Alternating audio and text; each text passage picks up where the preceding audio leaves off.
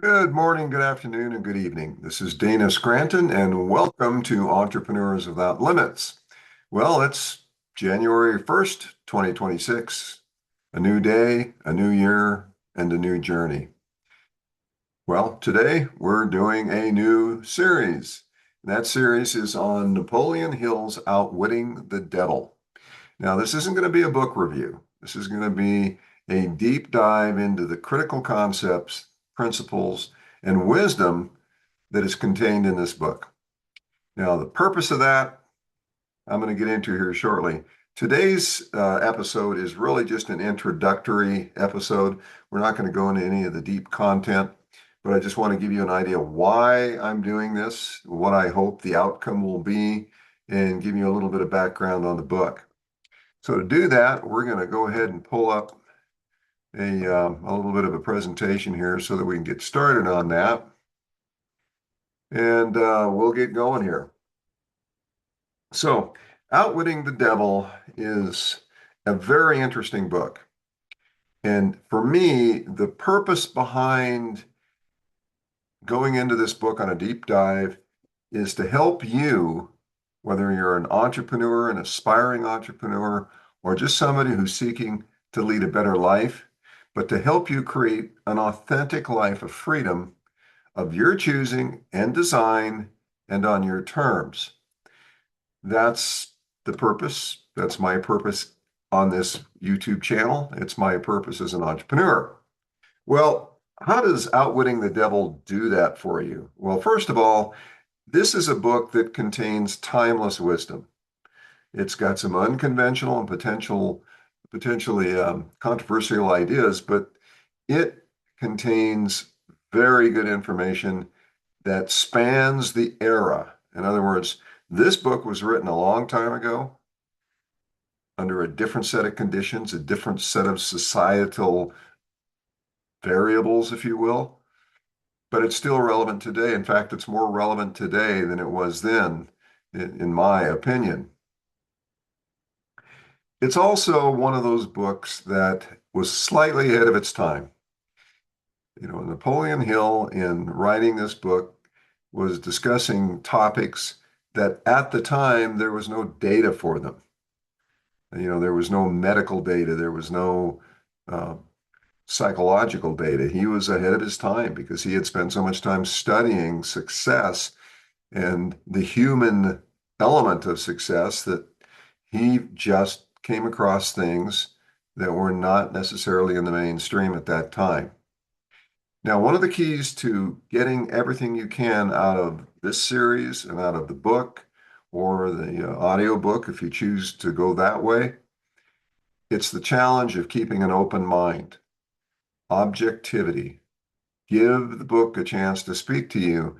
Give Napoleon Hill a chance to explain what it is that he is finding and why it's important. Okay, that's critical. Now, this book has an interesting genesis. To start with, this book was not um, published immediately after it was written, and we're going to talk about that as we go through this chronology. Now, you may know some of this, or all of it for that matter, but in 1908 is when Napoleon Hill met Andrew Carnegie. Of course, at that time, Andrew Carnegie was one of the richest men in the world. He was a steel magnate, as they called him in those days, starting many businesses. You know, he was an industrialist, and he was one of the people that was admired by people all over the United States and all over the world. They wanted to know how he did what he did, and there was a real thirst for people to become successful in their own right. So Napoleon Hill, understanding that, wanted to find out what it was that made people successful. What did they do? What were their practices, their tactics, their beliefs? So he managed to get a meeting with Andrew Carnegie, and Andrew said, well, all I can tell you is there is a method, and the method is going to fall on you, and you have to go out and literally interview people and study it and figure it all out for yourself because there isn't a book out there to give people the information you're seeking. So Andrew Carnegie wrote him a letter of introduction that he could use to access 500 of the richest people in the world, the richest industrialists. So he set about doing that. Andrew Carnegie told him it would take about 20 years, and indeed it did. It took more than 20 years, almost 25 years. In 1924, Napoleon Hill completed the manuscript for the book. At that time, it was the only success system in the world. What he had done is gone out and talked to all these people, taken copious notes, interviewed them, correlated it among all of the people he talked to. What are the common principles that are working, that they've used in their lives and their business? And he wrote about that. The manuscripts were completed in 1924. Now, Napoleon Hill kind of hit the skids, so to speak, in the 1924, prior to 24 and partly into 25 and 26. He had some financial difficulties as a consequence of the Great Depression and the economy leading up to it and after it.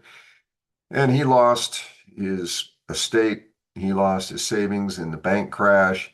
You know, he was destitute to a certain extent. So he took a job, and it was a job with a newspaper. And in that particular job, he was involved in some of the investigative reporting elements. It wasn't that he was going out and doing the reporting, but he was connected.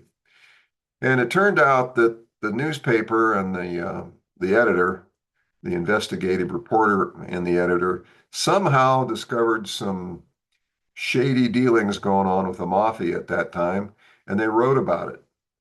Well, guess what the mafia did is they came after those people, and Napoleon Hill was one of them.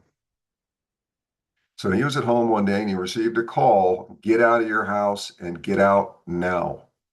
He knew what that meant. And so he got out. He packed a bag, he took everything he could, and he left. So that put him into hiding. But during that period of his life, he literally descended into a life of fear, doubt, misery, failure, no confidence, and he became the antithesis, the opposite of what it was that he was trying to do and who he was prior to all of this. Here he was, somebody who espoused success, you know, a definite plan, confidence, and he was cowering in a basement somewhere, metaphorically speaking. And so his life just went totally in the drink. Well, in 1927, late 1927, he got fed up with himself. He was tired of hiding. The guy who was out there looking for him got thrown in jail. So he was free to come out, but the damage was done. So he challenged himself to find what was going on. He went into a deep, deep conversation with himself. And in the process of doing that, he managed to rebuild his life. Well, in that process is where he came up with Outwitting the Devil. To him, it was a conversation between he and the devil. He was the prosecutor, and the devil was the defendant. So, how this went about in his mind, how he actually executed it, that's not clear.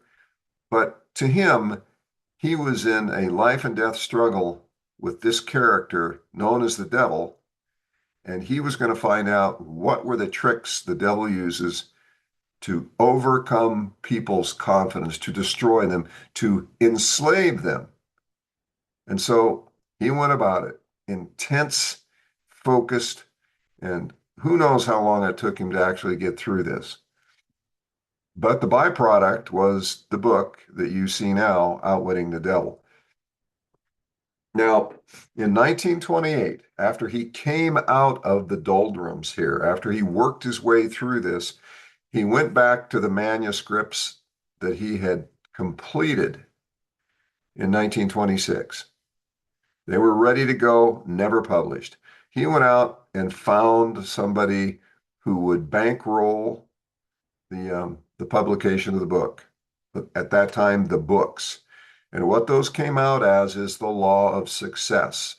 And that book is the precursor to his famous book, Think and Grow Rich. Okay. So that book finally was published between 1928 and 1929, and that was the law of success. So now he was heading upward. Well, in that time, he was very busy. He was promoting the book, promoting his new plan of success. He was doing seminars. He was doing teaching. He was buying businesses. He was getting involved in various things because now he was a high profile individual. He was the author of the only personal success book at that time. So that's where he ended up. 1938 rolls along. That's when he publishes Think and Grow Rich.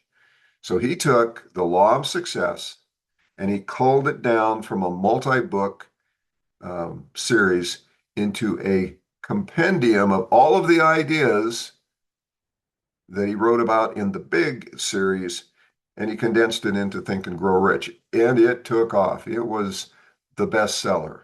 Every entrepreneur, every business person, every aspiring business person or entrepreneur had that book. And that's true even today. It is one of the most popular books in the entrepreneur's library.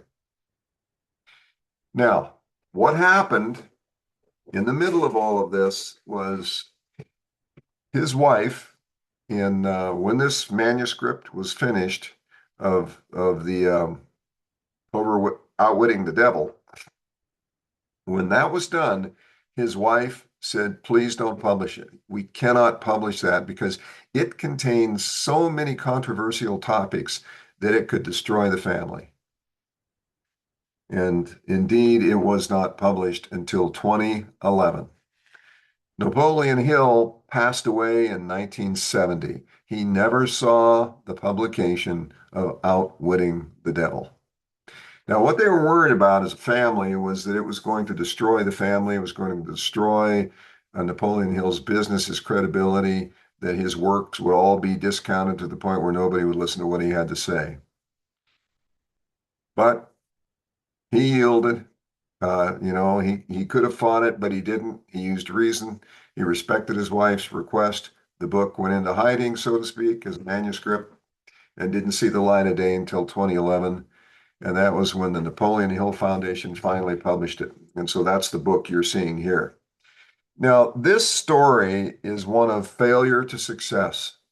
Here's a guy that took on a task for 25 years to find out how people succeeded. These multi-millionaire, billionaire in today's dollars, industrialists. What was it that they were using? It was mental. It was all about thought control. It was all about purpose. And he documented all of that. But when he hit the skids and failed, it was a shock to him. It was a disease that he had to overcome. So Outwitting the Devil is the story of Napoleon Hill's battle to regain his mind, his soul, and his identity, and to recover the person that he once was and indeed needed to be in order to change the world on his terms. What it taught him is what it will teach you.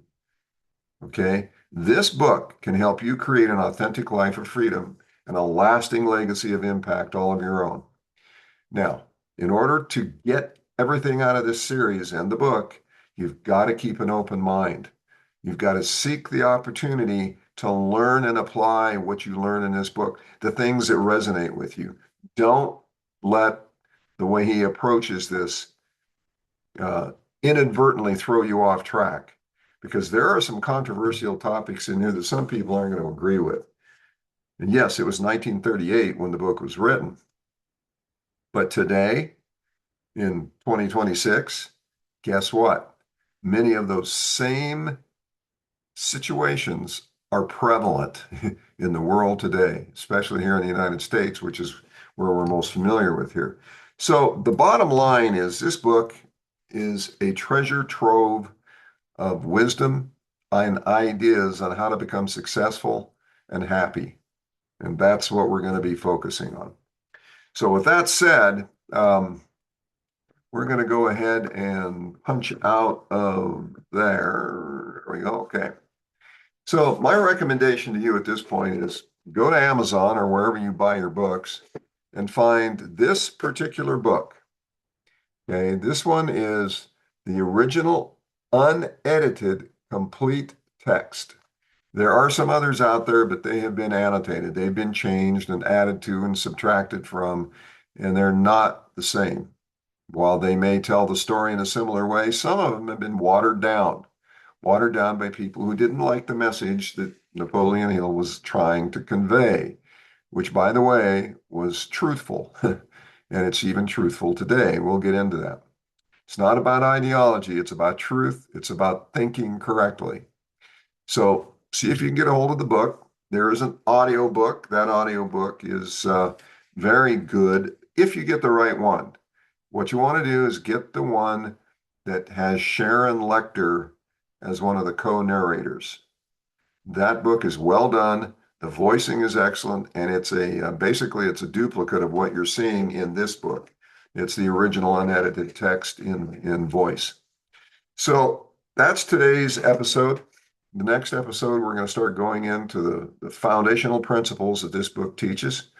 And I don't know how many episodes it'll take to do that. We'll know when we get there. So, once again, thank you for being here today. And we will see you in the next episode. And we'll see you out there on the frontier of opportunity. Take care now.